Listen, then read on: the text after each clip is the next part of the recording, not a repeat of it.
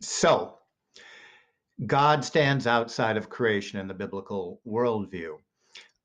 He created things in their kind.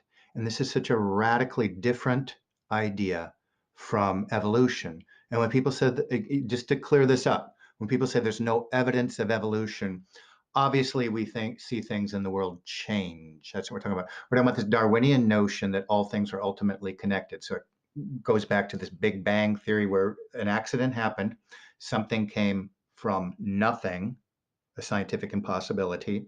That's the foundation. That's the foundation here. Something came from nothing, and birds became elephants, and they became field mice, and the field mice could have become a crocodile or any other combination.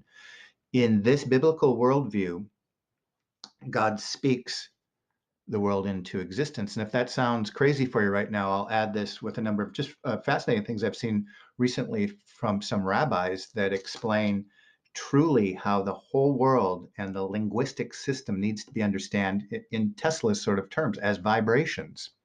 Okay, so the power of the beginning of this narrative is being borne out with scientific discovery by the day that the world is really about vibrations and it's held together through vibrations and the word. It's pretty powerful stuff. One, the occult version, and we'll call modern scientism, theories that can yet be verified. Um, that's sort of a fiction held together by a lot of money and power. And here I would argue that we have something that sounds fantastic, but in fact, it has more scientific veracity to it, as we're increasingly finding out. Created all things in their kind. So dogs don't become chickens. And if this were the case, we should find something that's in between a reptile bone and a bird. There's no evidence, and it's spouted from the universities. Any objections are ridiculed. Look into it if this is new to you, okay? And this is probably old hat for so many people. God gave man, because everybody's in their own kind and has unique functions, God gave man dominion over the earth, okay, in this account.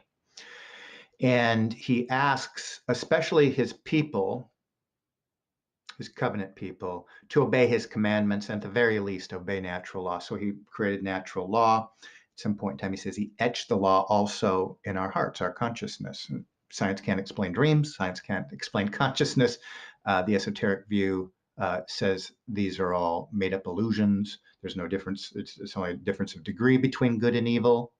Whereas the biblical view said, no, there's a cosmic war going on, and its battlefield is Earth, and specifically the hearts and minds of men. That's why I'm going with the phrase biopolitics. It's a cosmic war being played out in the hearts and minds of men. So, what is the storyline of the Bible? Real briefly, you have the creation of the world. God said everything is good, and the fall of man. He has said we've become a kind of God because we know the difference between good and evil. There is a difference between good and evil, okay, according to this. And he puts enmity between these two seeds, and that's the rest of the Bible story. It's an enmity, it's a war of two seeds, two sperma, two genetic pieces of information that differ with one another. And it's both a spiritual and, I will argue, a biopolitical war that's going on in the Bible. It's being played out today. And there was a plan of transcendence, which obviously includes the seed of Abraham, Isaac, Jacob, David, and ultimately Jesus was of that seed line. And his genealogy is God's very much husbandry involved in picking that garden and keeping that seed line clean. Satan wanted to destroy that seed line so many times. It's the line of the Bible. It came. The legal tradition was fulfilled. Death and resurrection of Christ. And then there's a salvation plan or plan of transcendence for everybody of any seed line now becomes available. So that was that moment of victory over sin, or the separation from God. And that's obviously the plan of salvation or redemption or transcendence from the Christian perspective, but that's biopolitical because it's control over the body, mind, and spirit, both individually and collectively, for humanity. And there'll be a final judgment where the two weeds got to say, wheat, tare, sheep, goats. And that's the Bible storyline. So the eschatology of the Bible, the specific end game, we could almost say that there's an esoteric singularity when all consciousnesses come together in this moment, this re-engineering of the Babylonian moment, where something kind of contains or trains all human consciousness at this moment. And God is created because God is us. He's in everything, and we've fulfilled our human potential through our gnosis. That's, again, the esoteric view. Humans don't need to do all that in the other view. They made a mistake trying to get salvation through knowledge, and what they do then is they await or are obedient to the plan of God. We don't like to hear this. We want to do what we want to do, and so forth. But the biblical view is that you are obedient to the husband master, who has revealed himself. And transcendence, and again, something that's not popular, is through Christ alone. That's the biopolitical plan of Christian transcendence. Our bodies, minds, and spirits must submit entirely to this program in order to have biblical transcendence. And in order to do this, with the separation from the beginning of the Bible, at the moment of fallen man, heaven and earth are separated. Ultimately, the plan is to merge them, reconcile them once again. And that's the final end game of the Bible. So how does the Bible see this esoteric worldview? Well, it sees it as an adversarial view. The Bible can consider it Gnostic or pantheistic or pagan. It's really all the same thing, because these doctrines that are being played out in the world today were there in biblical times. Hermeticism and Kabbalah and alchemy in their various forms, the central tenets and the central project was still there. So we could call, the adversary could, of course, be Satan, or the light side could be Lucifer. But this works and operates in a hierarchical system. And so we got two hierarchical systems, God's system at war, and the battlefield, again, is the hearts and minds. The biopolitical battlefield is man or woman. And Satan, the adversary, according to the biblical view, Satan is a master manipulator, counterfeiter, but is not capable of creation. That's a unique thing that only God can make a tree and a fish and so forth. But part of Lucifer's plan is that he will re-engineer through alchemy so much that lead will become gold, and it's a type of artificial creation. But it's really a lot of smoke and mirrors, right? Because something doesn't become nothing unless you ascribe to the Big Bang story, we'll call it that. The real, though invisible power, according to the Bible, behind the rulers of the world, be they the rulers of Tyre, Babylon, Persia, Greek, all these empires that he's mentioning, the real power behind empire is Lucifer. The Bible's very clear about that. And so if you can see, I won't talk about contemporary politics, but according to the Bible, United States, unless you really don't want to see it, is very much a part of an empire, maybe a reorganized kind of empire from past, but very much. So the head of this corporation or system, the face of it, would of course be biblical, one of these people, regardless of who it is. And I'm just talking biblically. I happen to believe it. Operates deliberately. There's an eschatology then, and we just explained that with the Bible. There's a plan that a human being can live forever. On the other view, esoterics, they want to say, yes, through knowledge and science, we're going to find pills that will make us live forever. And we can bring heaven down to earth. We don't need to go someplace. So we're going to have computer chips or whatever to be infinitely smart and fly the cosmos and break through the vaulted dome, whatever is necessary. And that's the storyline. And so finishing here in Isaiah 14:13, when we're talking about the esoteric worldview, It's saying about the adversary of this world, they will ascend the heights of the clouds. I will be like the Most High and take over heaven. So when we see all this one world system framing and the one world currency and the technology that's pushing all us into single-mindedness, this is part of this project, according to the Bible, of Lucifer somehow trying to be not only like the Most High, but to take over that position. And that cosmic battle is being reflected here in events each and every day like never before, if you pay attention and think about events in that way. So the adversary's eschatology, again, we said just briefly, it's really, when we look at it, again, the Babylonian system that the Bible talks about that will be there in the end times, all the symbols and philosophy of the Babylonian system being re-engineered from the Tower of Babel, where God said if they can do that, they can do anything. The concentration of all people into one language, one people, one system, one time. And so God scattered the people about the world. And when you look at the different races and language, and we can't explain how people got there, it's a powerful view that it's just supernatural how some tongues have been spread around the world, because there's not trails leading to much of this. Not, of course, some of it, yes. The Tower of Babel moment then is what we're going to see reemerging, and that's why that's the favorite symbol of the United Nations and especially the EU, the Babylonian themes, because there's going to be a reemergence of the single economy, the single language. You get where I'm going. One thought, one religion, one government. If you want to see an idea of this system, look at the United Nations prayer room, where it's the perfect sort of amalgamation of all the world's religions. So it's a neo-paganism. It's everything kind of melded together as a new world spirituality. And it's part then of it's really an extension of the Roman Empire. It's just bringing out the face of it. Rome conquered everything, took the religions, integrated them together. And what we're going to see then with this eschatology is, with the creation of this world system through trade agreements and solving the problems of the globe and everything else, we'll see this Gnostic, esoteric world religion.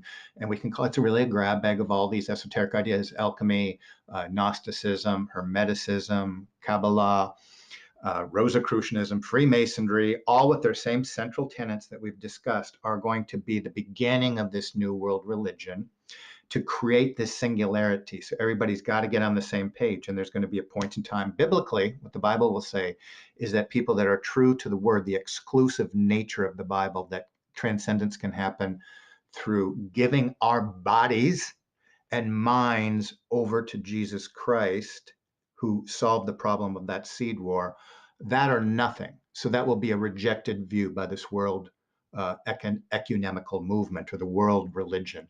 That intolerable position will need to be wiped out because it doesn't want to blend. But as Hitler would say, Nazism and the Nazi plan is Christianity. So there's a whole other Christianity that's going to be used. It's a Christianity that says, yeah, just, get where I'm going. Everything can blend together. So there's going to be two kinds of Christianity. We increasingly are going to see that coming down the pike. And again, I'm trying to think of this in biopolitical terms here to give that sort of discourse about the seed war.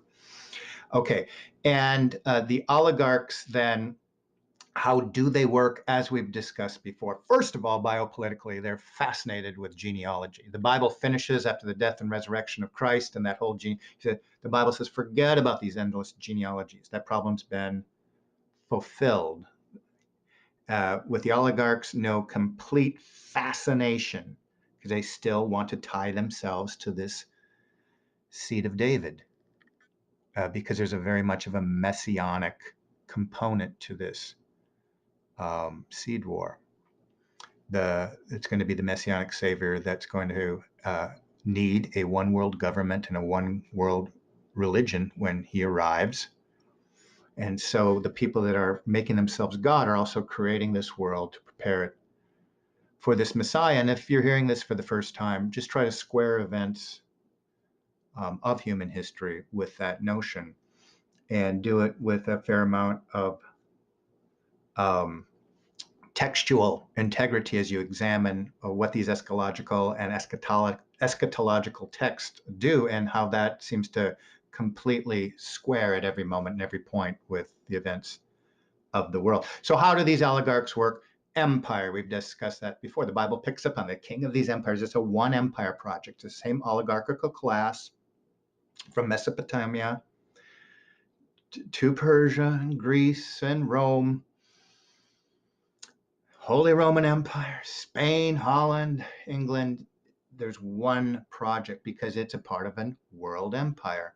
So there's had to be sort of a breaking and clashing alchemically of one empire and the rise and fall of the others, but the oligarchical class remained the same, and the project was relocated according to the needs and resources of the world at any given time to project the possibilities of creating the infrastructure for that world empire, or what we, is fashionable in academics today is called globalism, like it's one big accident.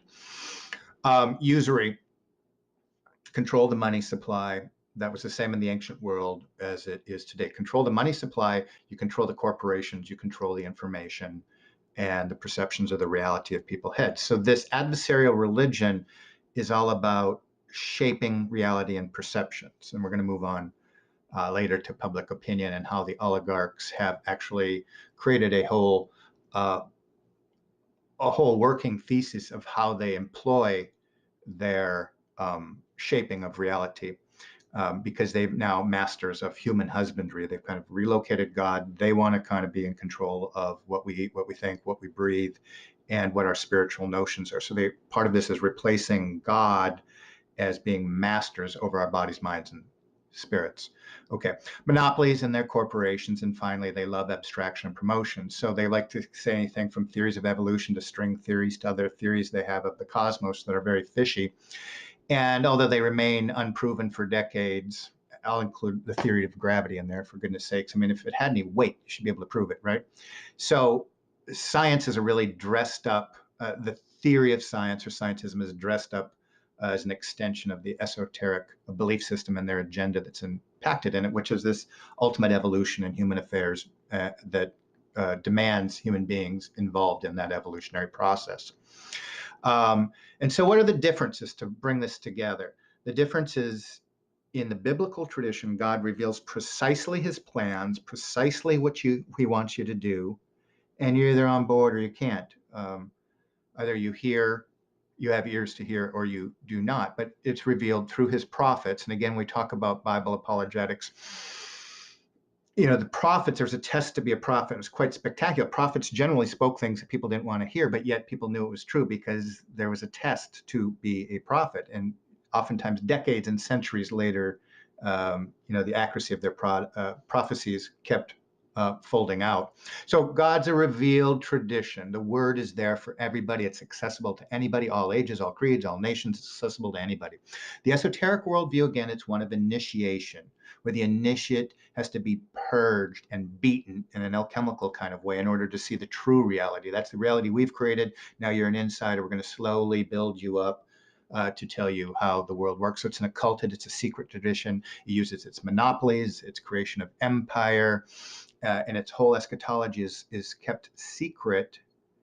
And that's part of how the oligarchs, and frankly, according to the Bible, Satan operates. And the Bible says exclusively, have no fellowship with these workers of iniquity, unfaithful works of darkness, but rather reprove them.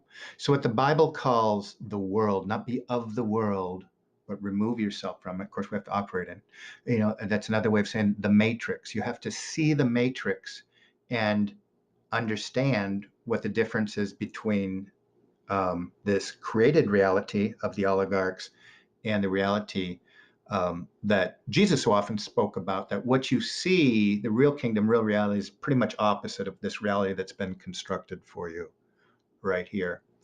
And when we're talking about putting on the full armor of God, one of the chief weapons is the spear to cut the lies of this world. And unfortunately, it seems that so many Christians would rather hug the world than risk being unpopular and using the sword to cut the lies of the world. Because so many people, don't we just love our televisions and love our professors, and we love Hollywood, and we love our idols. And so, um, I guess for ourselves, that can be something of a test if we're a wheat or a tare biopolitically, where we stand on which side, because it does seem to cut two ways, one or the other. So again, there's two modes of transcendence: biblical transcendence.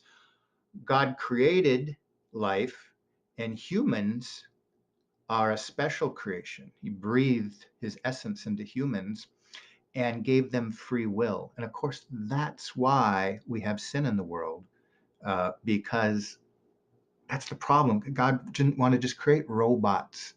You know, the esoteric worldview, they're hot on robots. God didn't want to create, he wanted free will, but he knew with free will, there'd be the freedom to not love your father, your creator. But you know, that's biblical transcendence. God gives us a choice.